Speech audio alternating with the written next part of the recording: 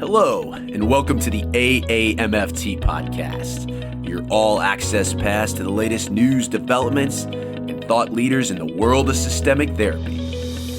We strive to relate, educate, and innovate, one episode at a time. I'm your host, Dr. Eli Karam, and we're brought to you by the American Association for Marriage and Family Therapy. Our podcast explores topics that relationship-based therapists care about. In addition to featuring unique conversations and interviews with established experts, our show provides information and education on direct practice and emerging trends in the MFT profession. For more information, please visit us at aamft.org. Thanks for listening and enjoy the show.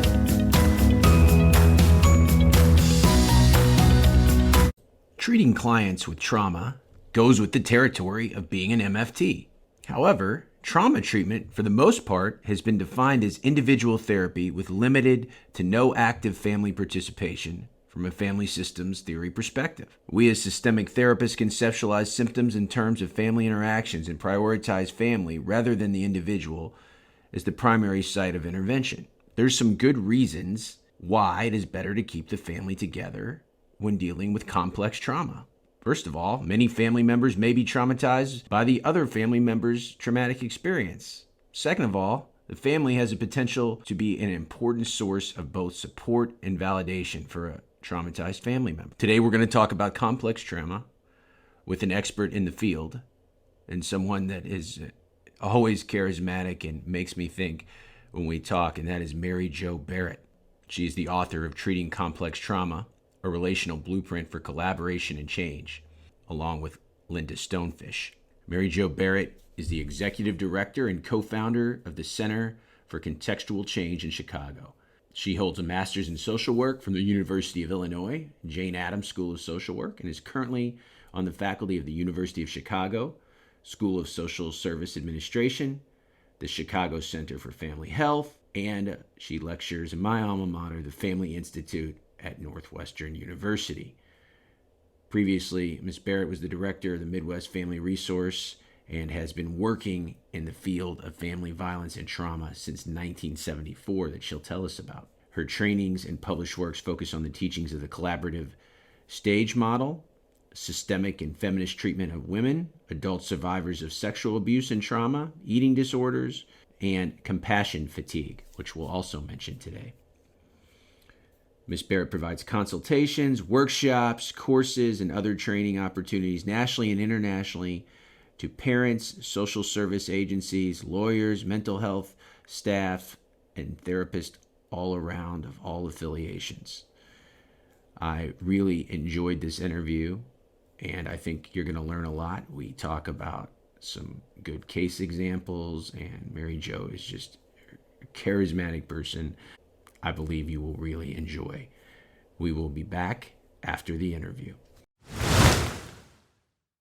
Jo Barrett, so happy to have you on the AAMFT podcast. I first met you while sitting as a master's student at MFT program at Northwestern, where we both have roots at listening to you talk about trauma, in this case, incest. And I remember how passionate you were and how you took something that was so pathological and damaging, but also found strength and health in it. And that's what we're going to do today when we talk about trauma and the family system and your storied 40-year plus career. But the first question is always, if you've listened to the show, how did you get interested in working with families and trauma? I have two origin stories. I don't know which one to tell. So I might tell both really quickly. The first one is I was an undergrad at Northwestern, and we took this class. I just think it's fascinating. We took this class, and it was community psych, because there wasn't, a lot of classes undergrad about families and systems, but it was a community psych class, and you didn't know what the topic was that was going to be addressed in the community until you started the class. You just knew as a psych major you had to take a community psych class. So I go in, it's a 2-semester class, I'm 20 years old, and the topic was child abuse. And so we had to do research and get involved in the community in that way. And just that year, a woman from Canada who had started Parents Anonymous So it was like based on a 12-step, but to not abuse your kids, had moved to Chicago. And I did my research, found her out from a newspaper article, and went to see her, became her nanny, and she and I started together what was called parental stress services. And it was really, up until that point, so this was 1974, I think, or 74. And the child abuse law had just come into being. Before that, you reported any cases of abuse or neglect to the Humane Society. So we took care of animals, which I'm a big dog person and an animal person, yet we took care of their treatment before we took care of kids. So everything was child-based. It was all about investigating, and we were really on the edge. Like, why would you help these terrible parents? And because I wasn't a parent, I was 20 years old, I couldn't work directly. But I helped her set it up and did all this background and setting up the program. And I taught people how to do the hotline, and we got groups, and I didn't do any clinical, but I learned a lot. And as I was sitting there, one, I realized helping the kids alone made no sense. And then I became really attached to these parents and saw that even though they were being abusing and neglecting, that it was so much more about all the abuse and neglect they lived on in their lives. And wasn't just poverty, although that certainly was a piece. It was what was going on in their marriages, what had happened in their family of origin, that these parents were parenting like they were parented, which is what we do intergenerationally anyway. So then I went right from Northwestern to social work school and just came more and more about community. And really, I went to Jane Addams, and I was going to be like a little Jane Addams. I really started much more looking at what goes on in families from a social political perspective. One more part of my story is that so in 1978, when I graduated from graduate school, my first job was the in-home counselor. I was the first in-home therapist for the state of Illinois, contracted with DCFS, the Department of Children and Family Services. So after the child protection, I went into the families' homes, to the projects, to the homes, and just worked with the families where there was abuse and neglect cases, trying to keep them together. And as I was with these families, I was like, holy shit, I didn't learn any of this in graduate school. And then went postgraduate to the Institute for Juvenile Research to learn family therapy. IJR is a famous place mentioned many times in our 3 seasons on the show by people like Celia Falikov and Dick Schwartz, and so many great people came from there. It is such a rich think tank for family therapy. So you always, it sounds like, even before you had the language, thought systemically, looking at these kind of macro and micro factors, but that experience as a paraprofessional at 20 was influential. When did you start thinking about making a career in trauma, is in the sense of, many people think of trauma as an individual modality. You are a clinical social worker by trade, but you are very respected in the field of family therapy. And your work has always been involving families. How did you take what was individual and make it systemic? I haven't listened to all your podcasts, but I've listened to lots of them. There's something that about people who are drawn to working with families. And I don't know. I think it was that community psych class and working in Parents Anonymous. That's why I told that story. It was so clear to me that this wasn't a linear bad parent, poor victim. The act of abuse and neglect is linear. Literally the act itself. I hit you, I sexually abuse you, I don't feed you. I mean, that's linear. But everything else about it is, what were all the contributing variables to treating this family, this abuse, this trauma? The other thing is, back in the day, we didn't call it trauma. That's a really new thing. And I during our time together, you're going to hear me probably get on a lot of soapboxes, but one of my soapboxes is if you really look at the clinical practices, whether it's individual, social worker, MFT, what you're really dealing with is interpersonal violence.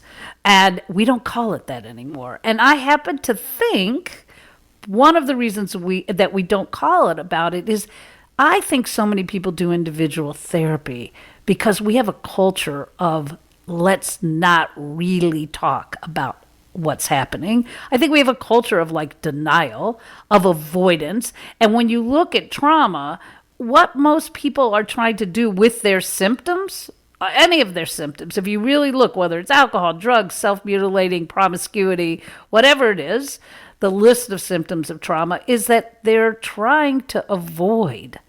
And they're trying to avoid the terrible knowledge, the memory, the thought, or the current difficulties in their relationships. And so to do an individual, I just never saw it as effective. And in the research that we've done, just qualitative interviewing, the clients say the same thing. They talk about what has been the most helpful to them is when we address their relationships. Because don't forget, if I'm an adult survivor of abuse, I still go home and there's a very good chance my relationship is abusing or neglectful, or I'm struggling with my parenting. And so we still live in families, even if we're working individually with our abuse, and it is an intergenerational. So that's just how I see it. And I saw it like that from a very early age. The other thing is, so I think individual therapy doesn't truly understand that we live.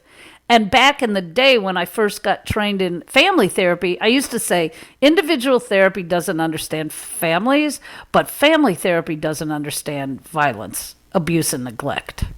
Because you can't do some of the things we learn to do, the unit of focus can't always be right away between the offender and the victim, if you've got domestic violence going on or abuse or neglect or incest.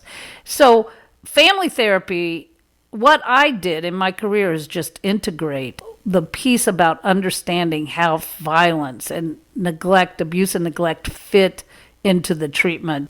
I think as a family therapy trainer, as we both are, that there's this therapist anxiety when a system gets difficult to contract instead of expand. So a lot of times a case is relational, but the therapist can't feel like they can't handle it, or too much is going on in the room, or they're not getting supervised by a family therapist, an AAMFT approved supervisor. So they contract out of their own anxiety, when many times you're right. There's nothing more frustrating than a client doing trauma work, making a breakthrough with the therapist, and then having to go home and translate that to their family or significant others. So what you were talking about, what we're going to talk about today, is expanding. Now, some people would argue, okay, what if you're working with a younger person who's been traumatized and the person in the family was the cause of the violence or the trauma? How can we make sure it is safe to expand the system and bring people in when talking about this trauma? If you say a younger person, meaning the child's still living in the family, if the child's still living in the family, if you really think about it, how preposterous is that not to bring in the family? So right. What I find for people who work with children where there's active abuse and neglect, they just don't know how to do the family. They get overwhelmed and get afraid. They probably realize they need to work with the parents. I think the one piece that I would say to the listeners that are saying, I work with these kids and I know I should bring in the families, is that my biggest key is remember the intergenerational. So the parents are also victims of abuse and neglect. I mean, Eli, if I said 100%, I just never say 100% about anything, but where you're seeing true trauma, I mean, true emotional, spiritual, financial, verbal abuse and neglect, those parents and the dynamic in the couple is also trauma laden. And so what happens is the therapist starts treating the parents as the perpetrator. You just can't have a perpetrator victim view when doing family therapy. You can talk about behaviors, as I said earlier, as linear, but the parents, for the most part, are doing the best they can. I mean, very few people that I've worked with over the years have been sociopathic or psychopathic. I mean, very few. And the piece is that we have to be able to hold both generations of abuse and neglect. And we can't look at it as only the child. And so that's complex. I mean, don't forget, we're talking about complex developmental trauma. So that means repetitive parenting over the life cycle of the child that is in fact what the parents themselves has experienced over their own life cycle and usually currently. And so we can't get into the parents being villains. And it's a lot to hold on to as a clinician. I mean, and that's the whole other piece about why don't people do family therapy. And I loved your words of contract and expand, because the collaborative change model, which is the model I developed over the last 30 years, is exactly that. How do you know when to contract in a session? So how do you know that in the moment, whether it's the parent or the child, they are having a dysregulated moment, so that you hold them and hold their abuse and their trauma in the moment before you challenge and expand their reality, before you challenge and ask the parent to do it different. In my latest book, I have a really good example, which is in the middle of a session, a father jumped up, and I really thought he was going to hit his daughter. There was no question. And I jumped up as well. And in the good old structural days, I might have gotten in the middle. But now I understand that when I get in the middle and say to a father, you can't stop, or please sit down, that in fact, that could be triggering a whole abuse experience from his family. So instead, what I did is I stood up and said to him, come with me, let's get a glass of water. Can you come with me? Can you get a glass of water? And because he had been in therapy, and the whole family knew what I was doing, which was I was trying to regulate his nervous system. So that is an individual piece, that I was trying to regulate the nervous system. But because of our relationship, which is relational, he could be with me. I could be with him. He knew how I saw him. I had trained them about neuroscience in my own way. And when we went out to the drinking fountain or to the cooler, he said to me, I said, do you know what I'm doing? He said, yeah, I know what you're doing. Okay, let's go. I got it. We took a drink of water. We took some breaths. And I said, now let's plan how to go back in there. And what do you want to accomplish as a parent? You had already had an alliance with the gentleman, and you treated him in a non-pathological way, and he was with you. Let's even take a step back. Let's say I have a referral for a teenager where they're having a hard time. Maybe they have experienced trauma in some way, but the parent is not, they're like fix my kid model. So you're coming in, you're meeting a family for the first time with the teenager's experienced trauma, but the parental system is not fully aware, or they don't want to deal with these intergenerational ties that bind and these patterns and these sequences of violence. How do you sell it to a family that wants individual treatment for their child to make it relational, if they're the customer, but they don't see themselves as part of it? So our listeners like these real practical skills. So you get the call, you're taking the intake, and it is your job as the systemic thinker from the get-go to create the context that this could be family therapy. The parent usually is the person that calls, right? So that's the good news. So I already have them engaged. And usually I do just good old traditional family therapy concept. But let's just say one thing, Eli. In my head, it's not an option. So my energy and the context I'm creating is, it's not an option to not work with the parents. Do you see what I'm saying? The difference is that if I have an individual perspective, I'm gonna just accept their reality. So I think it's really important to even begin before with the therapist's own self, is that why don't you do family therapy? And in my new book, we're talking about that. Like, is it because you don't really believe, or is it that you're just afraid and don't have the skills? So the first piece is, to me, it's not an option to engage the parents first. And so when they would call, my piece would be good old traditional things like, tell me what's going on, and then to say, you're the expert. I really need to talk to you. I need to understand where you've struggled, what hasn't worked. So I would like to meet with you 1 or 2 times first, and then introduce your child. So for example, I just got a case where they called and said it was sibling incest. And they called and said, we need you to see our son. He sexually abused our daughter. It was just, the DCFS has not taken, they've just investigated, but we want to get going on this. And I said to them, I need to meet with you first. When I took the history and when I talked with them, after 2 or 3 sessions, I then said, do you want my opinion? Now, what's happened is, of course, I've hoped to woo them with my wonderful personality and sense of humor. But more important, what I did is wooed them with my sense of hope. Like, we can do this. The 3 of us have to be a team.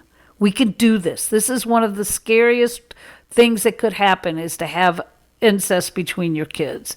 But we can do it. I'm confident, and here's how I do it. So first work with them, and then work with them as a team.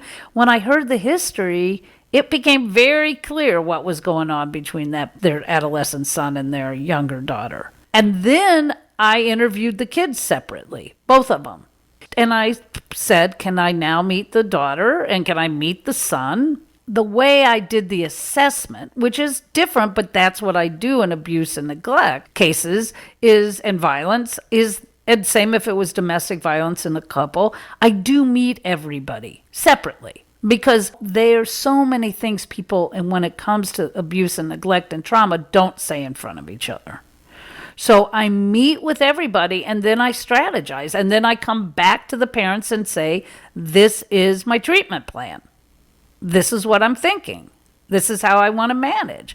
Just got a case the other day where a young adult son, and I met the mother, and she's incredibly mentally ill and abusive, sort of that kind of maybe Munchausen. I mean, just wants her kids to be sick, right?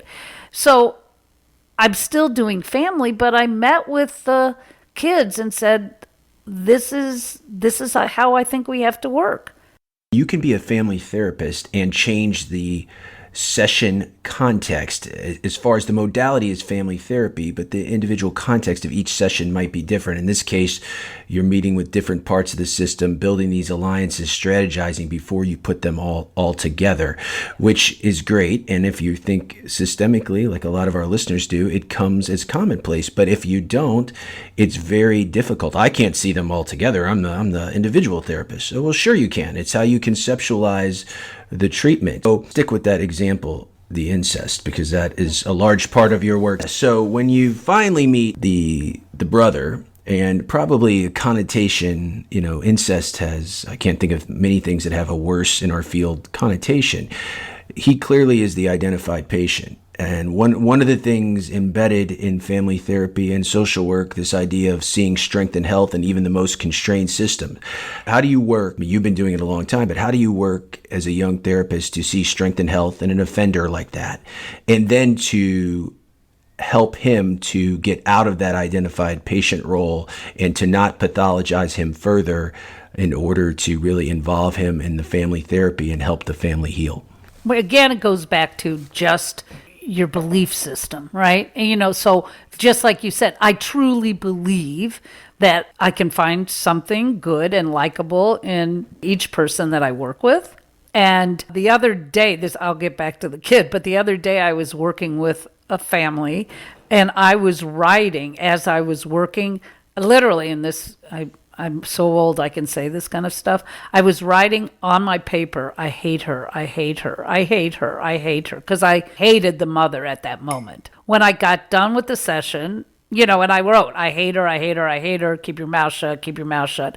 I got down with the session and I literally spent time taking notes to find out what did I really like about her. If you can't initially like, you have to learn to be curious. How did they get that way? I love that.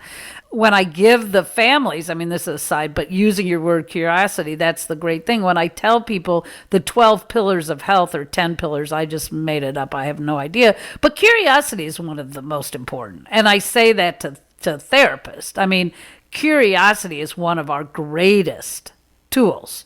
So back to the son. So when I was talking to him, the minute I met him, I said, hey, do you know why I'm here? And he said, well, of course I know why you're here, with a really snotty attitude. And I basically said I might see this problem a little different than anyone else you've met. He was sort of intrigued by that. And I said, so do you want to know how I see it? And then I literally did a little systemic training where I said what I've already said to you too often in these brief moments, which is, yeah, that was a pretty poor choice to go in and do what you did to your sister. And that was a bad choice, but I want to understand it. I want to understand that choice. I want to understand it in terms of, is it something you saw in porn? I want to understand it as, are you angry at her? You just didn't get up one day and decide to go in and start fingering your sister or whatever it was. And I said, so I want to understand. It goes back to the curiosity. And he looked at me like I was alien. Because his parents are furious at him. His father said to me in one of the sessions, I just look at him and I want to get sick. Can you imagine living with that as a teenager? Also, there's another fact. If you don't educate the young man, he thinks telling the truth could get him in further trouble. So it also, in addition to being curious, I think you have to, explain that you want to understand and you're here to help him and you're not involved with the system that is going to get him further into trouble. So what you just described is when in the collaborative change model, which is a meta model, which you're, very familiar with meta models. So there are interventions that I use, routinely, but it's because it's a meta model. What you just described is what I call creating a context for change, which means you have to not just join the client, but you have to elicit them as part of the context for change, part of the unit of change. And so psychoeducation, whether it's for a 3-year-old or 4-year-old, is one of the first things I ever do. So I give people handouts and I teach them about the brain, even little kids, and I teach them and I teach them what therapy is. I literally say, so let me tell you about the collaborative change model, or let me tell you about family therapy. This is what we're going to do. Eli, I learned that from working with violence, because if you think about it, what is trauma or interpersonal violence? People in a position of power and a position of attachment do things to children or to other people that they don't expect to happen in a relationship. You don't expect there to be physical abuse between partners when you get in your relationship. You don't expect to be abused or neglected. So a person in a position of power and attachment violates someone of lesser power and attachment, whether that's power from race, gender, age. And so I, as the therapist, am in a position of power and attachment. That defines what therapy is. We are influencers and we are to attach. So if I have to be transparent with what the therapy is, I'm doing this now. I'm doing this. Wait, let me think. So that nothing is being done to them that they don't feel is a collaboration. Nothing. So do you get what I'm saying? Yes, you are coming from a safe place. You're partnering with them. You are creating security as this attachment figure, and you're associated with healing and not further damage.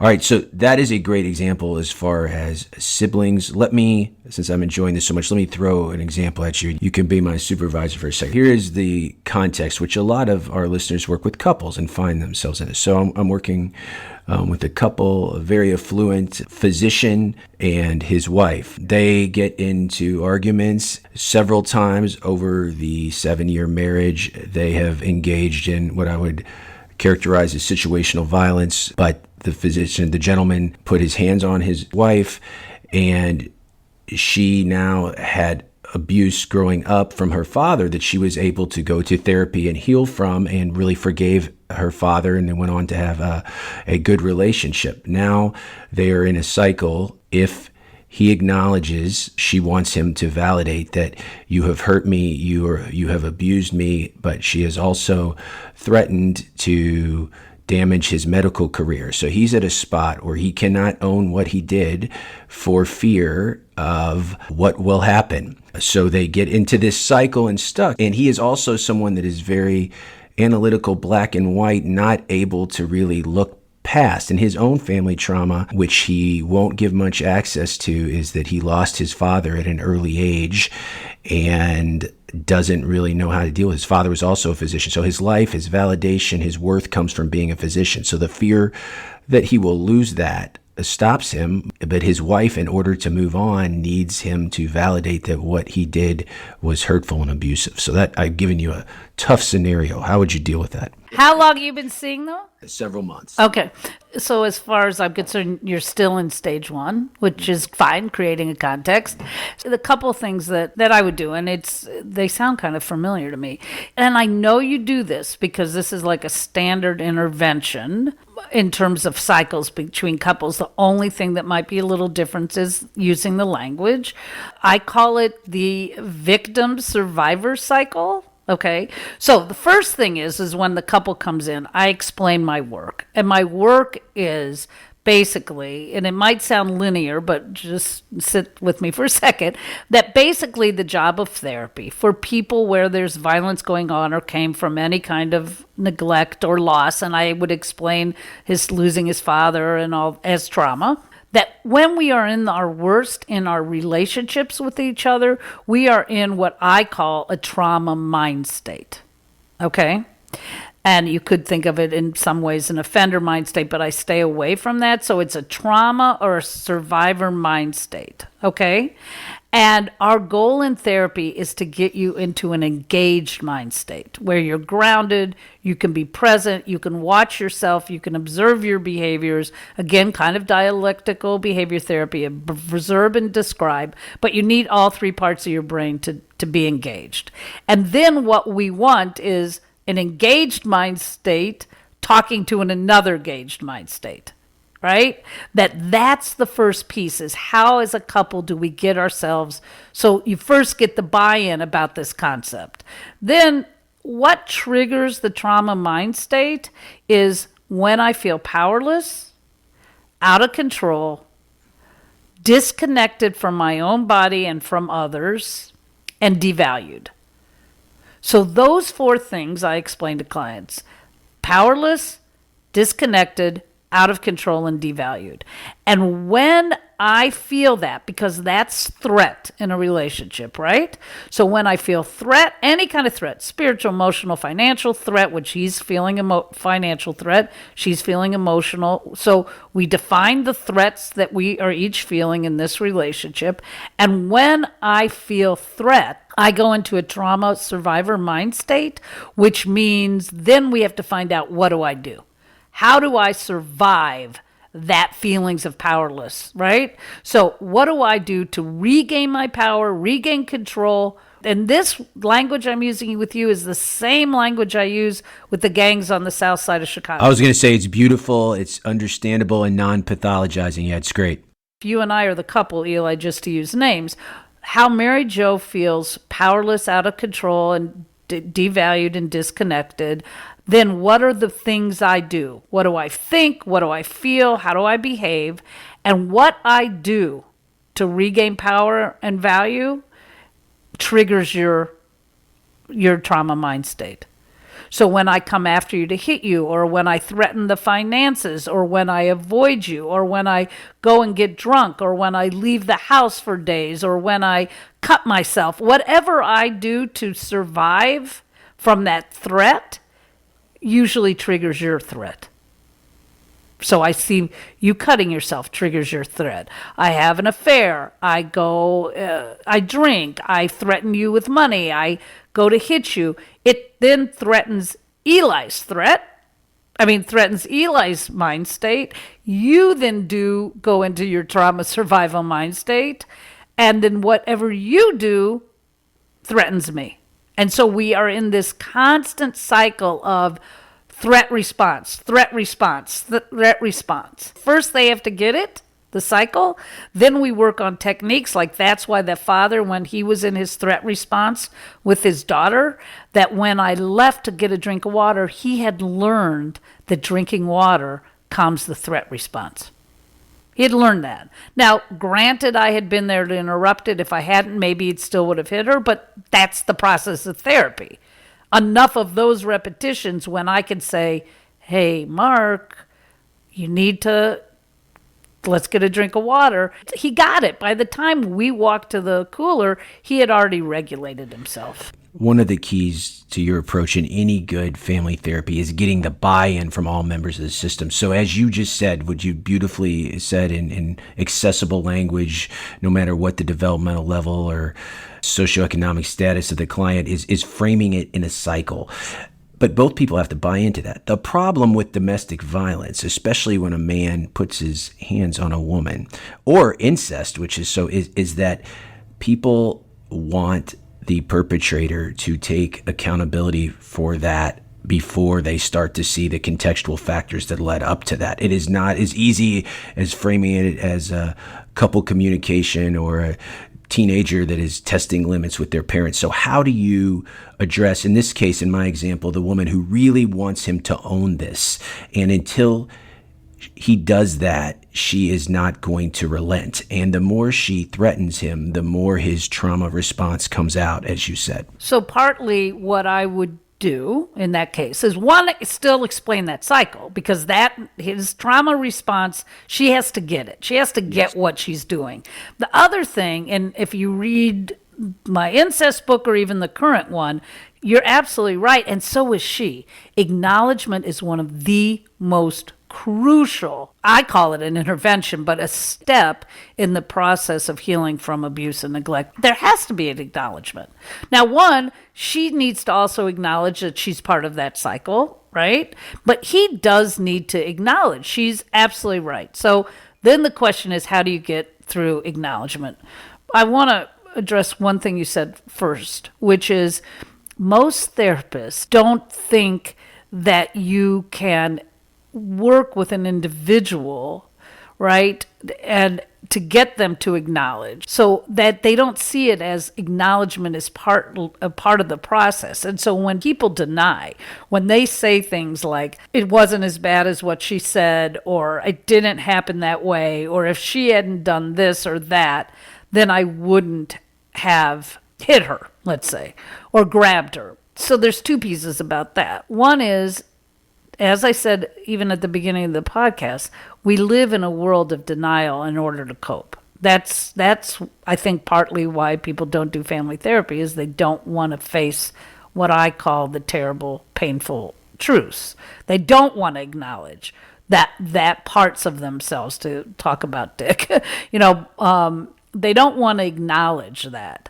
And so when I do work with people individually to get to the acknowledgement, so that you can talk about their vulnerabilities without them being shamed in front of her. So for example, in the case you're talking about, once I would get them the buy-in of the cycle and the importance of acknowledgement, that acknowledgement is an apology, it's healing, and the importance of that in the healing, I would probably work with him. And when it comes to physical violence in couples or with children, there has to also be the buy-in is, I don't want to be an incest perpetrator. I don't want to be a domestic violence perpetrator. So he has to own on some level, and that might be with his work with you, that, yeah, bottom line, she could do whatever she wants and I shouldn't grab her. I shouldn't. And that's, do we have a nonviolence contract, which is partly, once I hear there's any violence, you got to get the buy-in on no violence. Goes back to the linear. Like, are we in a nonviolent zone? When people work with a population like this, therapist burnout is high. So if you are going to do this type of work, you got to have healthy boundaries. You have to have a good work-life balance. What are the keys to not burning out working with high trauma family systems? I always promote myself. You should have me back so we just have an hour conversation on this, because I have a theory that I kind of developed back with Charles Figley about compassion fatigue. I really see it as an energy exchange, and that we are giving out so much energy all the time in our work. I mean, and on all 5 levels, we give out emotional energy, intellectual, physical, spiritual, and sensual energy to our clients, to the families. And for us in our profession, where we're unique, that's the same energy we give out at home, because it's relational energy. So when we come home, we have to give out energy. I often say to my husband, I gave at the office. So it's like coming home. My tank is empty. Right. My tank is empty. That's the best way to look at it. And as therapists, we wait till we run out. And that doesn't mean that I don't think we get a lot of energy from our clients, but usually it doesn't give us the balance. So saying that, if you looked at my life, you would say, Mary Jo Barrett is one of the most self-indulgent human beings in the world. Because I would say to you, I do something to fill myself with energy probably every hour and a half. Or 2 hours, let's say, if we have a 50-minute hour or a training. So, for example, just setting up the podcast, okay? I'm very much into having to be able to look at nature as much as possible. So I set my computer up so I could look out the window. I'm sitting with a cup of tea in my favorite mug. I'm holding it. It's really warm. I planned that. Okay. I have flowers in my office so I can see or smell flowers. These are things I've learned over time. When I get done talking to you, I planned 15 minutes to go work out. I've already made my lunch, so it's sitting there, and it's a lunch that I know will not make me tired. I am obsessed with how I give myself energy.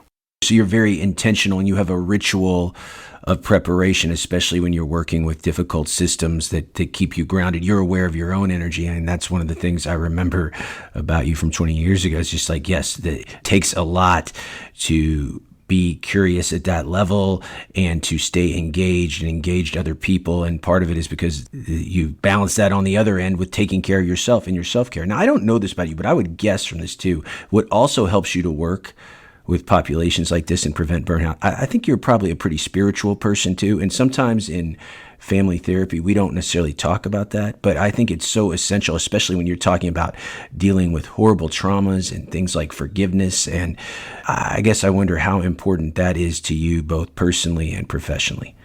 30 years ago, literally, when we started doing the research, the follow-up, about even to the point where I've interviewed 3 times my very first client ever, we were asking questions about what did the clients think changed, sort of like a Scott Miller, like what did we do that was helpful, really getting the feedback. Yeah, we call that a pivotal moments question. What is the pivotal moment in this therapy, the difference that made a difference for you?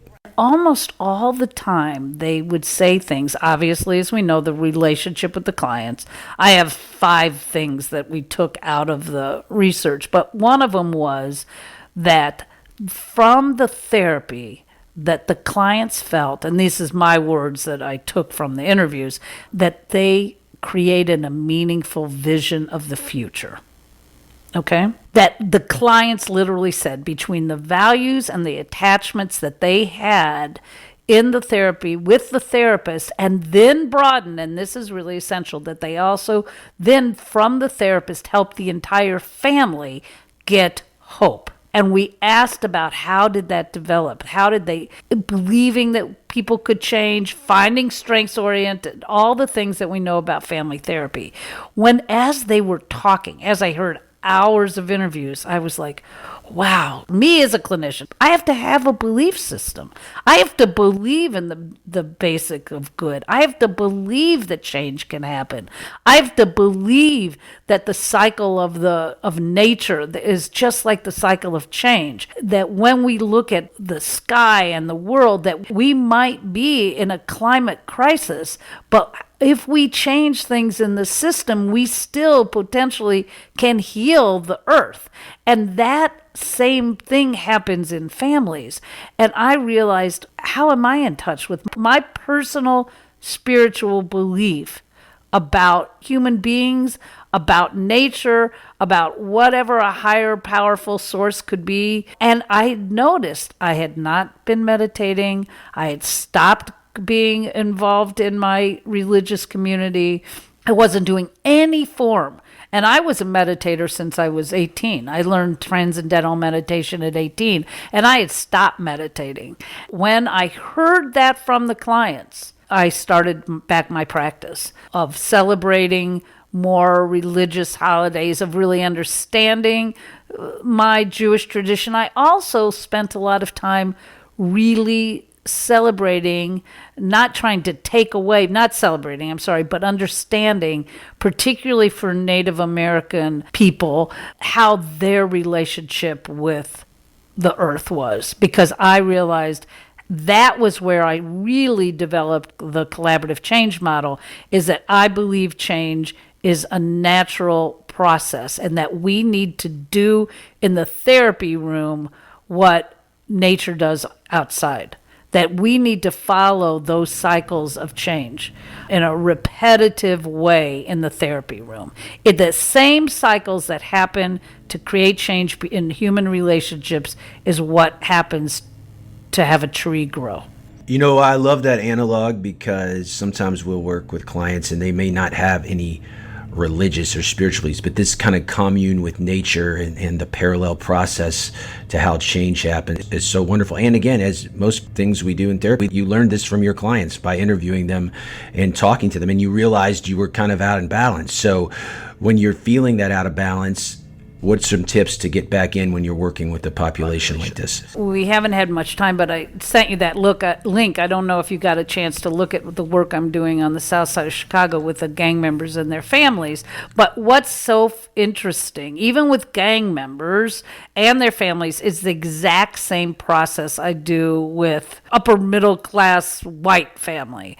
And so, for example, in the process that we're doing when we take violent gang members and their families out into nature, we take them to a camp, and we call it passages. It follows a collaborative change model. It's a long, involved process that I won't go into.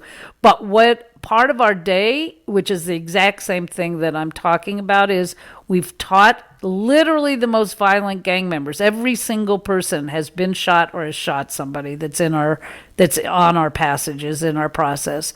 We teach them yoga, but we teach them Egyptian warrior yoga, and they all are meditators. We practice meditation, and every day, and we do exercise every single day as part of the healing process. And so those are the three things that I do every day. I exercise, I meditate, I practice some kind of spiritual yoga to get in touch with my body. I really take a moment throughout my day to have gratitude and hope because I'm committed to doing this work. And I truly believe without that, we can't do this hard work. And I think family therapy is hard, which takes us all the way back to the beginning. I think that's why more people don't do it. I think they could believe that, of course, if you just think about it, of course, if I'm working with an adult woman, I should be seeing her husband. Like sending her back when he has no idea what's going on in the therapy room or what she or he is experiencing. I think we all would say just common sense tells us. But it's hard. It's hard. It is so hard, and I have gratitude for this conversation today. So as it comes to a close, you've referenced it several times. I think one of the things you're also, in addition to your collaborative change model, you're known in Chicago for the Center for Contextual Change. So I want you to tell us how that is shifting for you in this next stage of your career. And please, you've referenced it several times, tell us about the new book. Okay. The Center for Contextual Change, really catchy name, but whatever. I started 30 years ago. It grew to a very large program that treats perpetrators, victims, children, and obviously with a systemic model. It grew to about 30 therapists. And I am now in my, I guess, getting to be my late 60s. And I made the decision that it was too much to supervise all those people. I'm not retiring. The way I look at it is I'm rewiring and reorganizing. What I'm doing is I've launched, using a family metaphor, I've launched 30 some therapists, and now it's just two of us, who Anita Mandley and myself, who are doing, we're writing, we're doing trainings, we're each seeing clients, but mostly we're trying to make it a systemic training center. Anita's specialty is post-traumatic slavery, cultural and racial trauma, and in the family and the couple, but bringing the historical trauma in. And so are really making it a systemic training center. So that's where I am. It's sort of legacy, I guess, time. I heard Monica say on her podcast with you, she doesn't care if people don't remember her name. I don't either, but I do want to leave a body of knowledge about true systemic treatment in complex developmental trauma. So that's where I'm focusing now. That's awesome. And talk about the book. So Linda Stonefish, who teaches family therapy in the Department of Social Work at Syracuse, this will be our second book. Our first one was Complex Developmental Trauma. It was a more generalized book. And now I don't know, the working title is sort of The Missing Link, but I don't know what, or we're all in this together, but it's going to be a very hands-on, sort of like the handbook Terry Trepper and I wrote about incest. It's going to be a handbook where there's going to be interventions, handouts, exercises that therapists will do for themselves, that they can do for their families, with their families. And so there'll be a systemic treatment of complex developmental trauma is what it is. There'll be theoretical at the beginning, really teaching people, and then it'll be very much a handbook of, okay, I'm going to endeavor in doing some of this family therapy. What are some things I can do?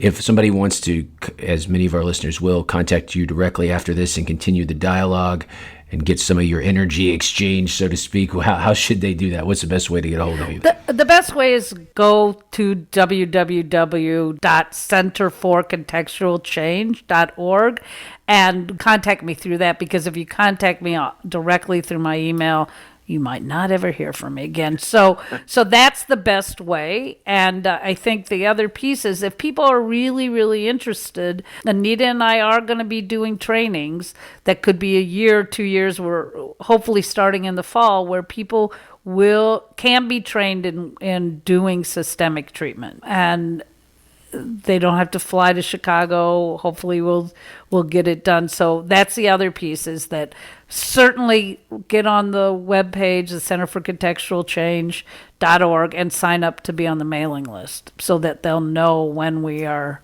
starting this training program that will hopefully be not AAMFT approved, but at least a certification that they've gone through a systemic 2-year program on how to work with interpersonal violence and trauma. Eli, back with you, wrapping up another successful installment of the AAMFT podcast. That was a lot of fun to do. I enjoy Mary Jo Barrett's energy and passion for our profession. Certainly complex trauma. If you're going to be in the field a while, you are going to work in those scenarios that we mentioned during the interview. Once again, the book, Treating Complex Trauma, A Relational Blueprint for Collaboration and Change from Routledge, Mary Jo Barrett and Linda Stonefish, excellent. In addition, Mary Jo's other books around incest is a classic in the field, and also some really practical skills and tools for working with a very difficult family situation. You can always check her out again at the Center for Contextual Change. We love getting feedback from you, the listener. That's how we inform our shows, and we're now planning for our 4th season in 2022, and a lot of great suggestions have come by dropping me a line. You can do that, Eli@NorthstarCounselingCenter.com. You can also go to www.elikaram.com. You can follow the conversation on Twitter. I'm at Dr. Eli Live, and the AMFT is at the AAMFT. Until next time, my friends, stay safe, stay systemic.